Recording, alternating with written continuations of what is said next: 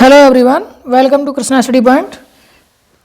देखिए कुछ छोटे छोटे क्वेश्चन मैथमेटिक्स के सी टेट यूपी टेट के लिए एग्जाम में आने लायक बहुत ही इंपॉर्टेंट क्वेश्चन। देखिए पहला क्वेश्चन, कृति अध्यापन को प्रभावी बनाने के लिए निम्नलिखित में से कौन सी विशेषता नहीं है? एक ही संकल्पना के विभिन्न शिक्षण अधिगमों का प्रयोग, या एक नई संकल्पना का परिचय देने के लिए समय के नियम का कठोरता से पालन करना, या छात्रों की त्रुटियों के प्रतिरूपों पर केंद्रित होना, या प्रतिदिन के अनुभवों के साथ संबंध स्थापित करना। कौन सी विशेषता नहीं है? अध्यापन को प्रभावी बनाने के लिए निम्नलिखित में से कौन सी विशेषता नहीं है पूछा है। ठीक है, जब भी नहीं है वाले क्वेश्चंस आएंगे तो उनको आप बहुत अच्छे से देखिए। मैंने बताया नकारात्मक वर्ड हम कहीं भी प्रयोग नहीं करेंगे। कठोरता यहाँ शब्द जो आ रहा है ये नकारात्मकता की दृष्टि से है, तो ये नहीं आएगा। इसका मतलब यही सही है, उत्तर है। प्राथमिक स्तर पर विद्यार्थियों के गणित अधिगम का मूल्यांकन करने के लिए निम्नलिखित में से कौन सी प्रभावशाली योजना नहीं है? इनमें से कौन सी प्रभावशाली योजना नहीं है ये आपको बताना है। वही फिर से नहीं है की बात पूछी जा रही है। तो क्या है? ऐसे कार्यों की अभिकल्पना की जाए कि यंत्रवत रटने और संकल्पना समझ में अंतर किए जा सके। नहीं है के लिए पूछा है ना, ठीक है। तो ये तो अंतर आना चाहिए, अंतर ये समझ में आना चाहिए। ठीक है, विद्यार्थियों की त्रुटियों को जानकर उनके तर्क का विश्लेषण किया जाए, ये भी बिल्कुल ठीक है। ऐसे कार्यों की अभिकल्पना की जाए जिनमें एक से अधिक स्तर के उत्तर प्राप्त हो सकते हैं, बिल्कुल ठीक है। मुख्यतः समूह संचालित कार्यों का प्रयोग किया जाए, ये नहीं होना चाहिए। ठीक है, प्राथमिक स्तर पर और केवल समूह संचालित आप नहीं करेंगे। ठीक है, तो 54 का 4 जो है वो ठीक उत्तर है। नेक्स्ट देखते हैं, 18 होल 3/4 में कितने चतुर्थांश हैं, यानी क्वार्टर हैं। क्वार्टर का मतलब 1/4, यानी इस पूरी संख्या में कितने 1/4 हैं। तो इसको पहले तो ठीक करिए। तो 18 होल 3/4 फ्रैक्शन को, जो कि मिक्स्ड फ्रैक्शन है, उसको कैसे करेंगे? इधर से इधर मल्टीप्लाई करते हैं और फिर इधर से इधर प्लस करते हैं। तो कर लीजिए इसको प्लस और मल्टीप्लाई, तो ये हो जाएगा आपका 18 4 जा 72 और 3 75/4 हो गया। तो कितने 1/4 है इसमें? 75 1/4 है। कितने हैं? 75। तो करेक्ट आंसर हो गया। एक स्कूल में आधे छात्र जो हैं वो क्या खेलते हैं? बैडमिंटन खेलते हैं। 1/4 वॉलीबॉल खेलते हैं, 1/8 टेनिस खेलते हैं, 1/16 शतरंज खेलते हैं और बाकी तैराकी खेलते हैं। यदि वॉलीबॉल खेलने वाले छात्रों की संख्या 160 है तो वॉलीबॉल कितने थे? 1/4 जो है वॉलीबॉल खेलते हैं और वो किसके बराबर है? 160 के। ठीक है ना, तो टोटल जो स्टूडेंट हो गए वो कितने हो गए? 16 4 जा 64, 640 स्टूडेंट हैं टोटल। आपसे पूछा गया कि कितने छात्र शतरंज खेलते हैं, तो 1/16 छात्र शतरंज खेलते हैं, यानी 1/16 इसका कर दीजिए। 16 चौका 64, 40 छात्र जो हैं वो शतरंज खेलते हैं।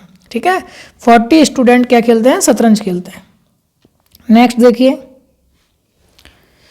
दीपा एक डाकघर में पत्र और पार्सल डाक से भेजने के लिए जाती है। डाक की दरें कुछ इस प्रकार हैं। पत्र का भार यदि 20 ग्राम या उससे कम है तो 5 रुपये।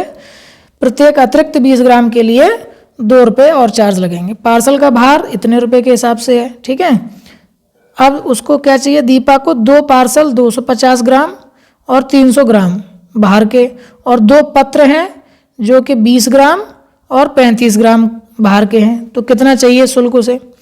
पार्सल है 250 ग्राम, 50 ग्राम या उससे कम तक तो 5 रुपये है। फिर प्रत्येक अतिरिक्त 50 ग्राम के लिए 3 रुपये है। ठीक है ना, तो यानी 5 रुपये तो ये हो गए। अब अतिरिक्त 50 ग्राम के हिसाब से कितनी बार और चला जाएगा? 200 बार और चला जाएगा, यानी 4 बार। 4 का मतलब 4 तिया 12 रुपये ये हो गए उसके पास। ठीक है, ऐसे ही 300 के लिए करिए, 5 रुपये तो हो ही गए। अब प्रत्येक अतिरिक्त 50 ग्राम बाहर के लिए, यानी 50 ग्राम से ऊपर अगर जा रहा है तो कितना जाएगा? 250 मतलब 5 टाइम्स मतलब 15 रुपये ही हो गए, यानी 17 रुपये ये और 20 रुपये ये तो पार्सल के हो गए उसके। ठीक है, अब बात करते हैं 20 ग्राम का उसने दिया ही है तो ये तो 5 का ही हो गया सीधा। 35 की बात है तो 20 ग्राम, प्रत्येक अतिरिक्त 20 ग्राम के लिए 2 रुपये। तो कितना और बचा है उसका? 15 ग्राम और बचा है। ठीक है ना,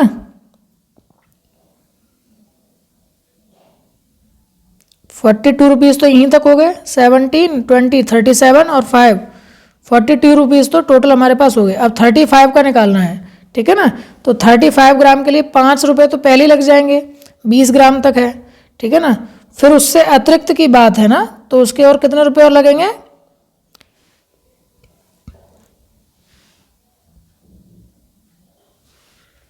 कितने रुपये और लगेंगे, 2 रुपीज़ और एक्स्ट्रा लग जाएंगे, है ना। तो कितने हो गए टोटल, देखो ज़रा, 20 and 17, 37 और 10, 47 and 2, 49 रुपीज़ इसका करेक्ट आंसर हो गया।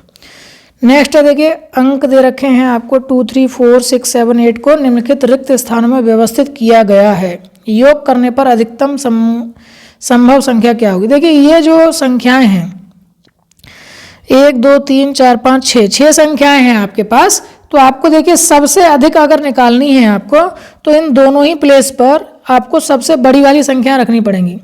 यहाँ मान लीजिए मैंने 8 रख दिया है, तो यहाँ पर मुझे 6 रखना होगा, फिर यहाँ 6 रखूँगा, फिर यहाँ पर 4 रखूँगा, यहाँ पर 3 और यहाँ पर 2, ठीक है ना। इसके आधार पर अब इनको आप प्लस कर सकते हैं। तो इसलिए ये आपका आंसर 1605, यूनिट प्लेस पर 3 और 2 5 आएगा ना, तो एक ही संख्या में है, तो 1605 is the correct answer. Next देख लेते हैं, नई दिल्ली चेन्नई राजधानी एक्सप्रेस गाड़ी की निम्नलिखित रेलवे समय सारणी को पढ़िए और प्रश्न का उत्तर दीजिए। कैसे करेंगे आप, नई दिल्ली है, प्रस्थान करती है 15:55 पर, भोपाल आती है 11 बजे, ठीक है। अब नीचे देखिए क्वेश्चन पढ़िए, निम्नलिखित में से कौन सा कथन सही है, ये आपसे पूछा जा रहा है। कौन सा कथन सही है ये पूछना है।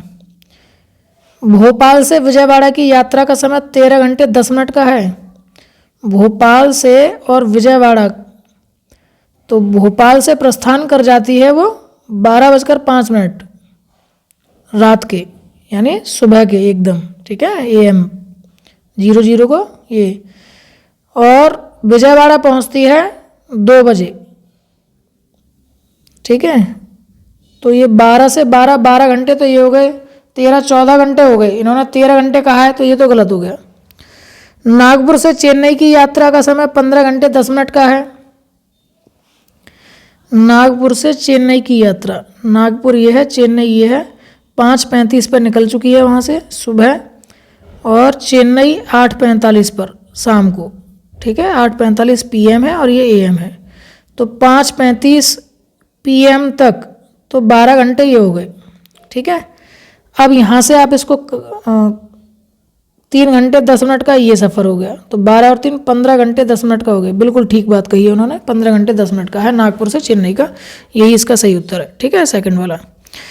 लास्ट क्वेश्चन 50 में एक पूर्ण संख्या जोड़ी जाती है और फिर वही संख्या 50 में से घटा दी जाती है, ठीक है। प्राप्त हुई दोनों संख्याओं का जोड़ है। तो देखिए कितना अच्छा क्वेश्चन इन्होंने पूछा है, एक ही बात कही जा रही है, ठीक है ना। 50 में कोई एक पूर्ण संख्या जोड़ी जा रही है, फिर उसी को 50 में से घटा भी दिया जा रहा है। प्राप्त हुई दोनों संख्याओं का, यानी कि 50 माइनस x करके ही तो जोड़ा जा रहा है, तो x से x वो कट गया, 50 और 50 100 हो गया, ठीक है। 100 इसका राइट आंसर हो गया। 50 में एक पूर्ण संख्या जोड़ी जाती है, यानी 50 प्लस x ये। अब ये जो संख्या आई है इसी को 50 में से फिर घटा दिया जाता है, ठीक है ना। दोनों संख्याओं का जोड़ कितना हो जाएगा, 100 हो जाएगा। 50 माइनस x है, 50 और प्लस x है, इन दोनों को जोड़ेंगे तो x से x कट जाएगा, 100 इसका आंसर हो जाएगा, ठीक है। तो आई होप कि आपको ये वीडियो पसंद आई होगी। क्वेश्चंस अगर आपको पसंद आए हैं तो वीडियो को लाइक और शेयर करना ना भूलें। साथ ही साथ चैनल के बारे में अपने दूसरे साथी छात्रों को बता सकते हैं जिनके लिए भी ये वीडियो यूज़फुल है। वीडियो अगर पसंद आ रही है लगातार तो लाइक और शेयर करना ना भूलें। बने रहिए कृष्णा स्टडी पॉइंट साथ। मिलते हैं नेक्स्ट वीडियो में, तब तक के लिए नमस्कार।